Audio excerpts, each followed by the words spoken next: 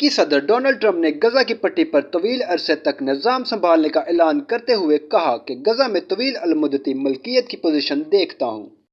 White house میں اسرائیل وزیر اعظم Benjamin Nitin Yahoo کے ساتھ پریس کانفرنس میں انہوں نے کہا کہ ہم غزہ کو ترقی دیں گے، علاقے کے لوگوں کے لیے ملازمتیں دیں گے، شہریوں کو بسائیں گے، فلسطینیوں کے لیے منصوبے تحت اردن اور مصر کے رہنما جگہ فراہم کریں گے۔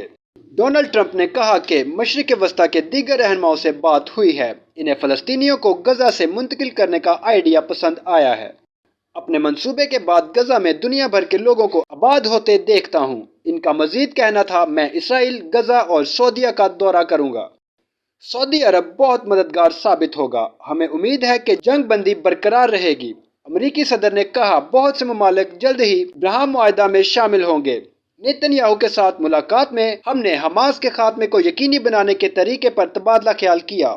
انہوں نے مزید کہا کہ غزہ کو دوبارہ تعمیر کرنے اور اس کا نظام سنبھالنے کا عمل انہی لوگوں کے ذریعے نہیں ہونا چاہیے۔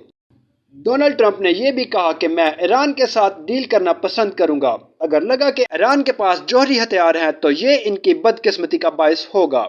اسرائیلی وزیر اعظم نے کہا کہ ٹرمپ غزہ کا مختلف مستقبل دیکھتے ہیں۔ یہ قابل توجہ ہے اور تاریخ بدل سکتا ہے۔ معلومات کا قابل اعتماد ذریعہ CRC۔ جڑے رہیں CRC کے ساتھ۔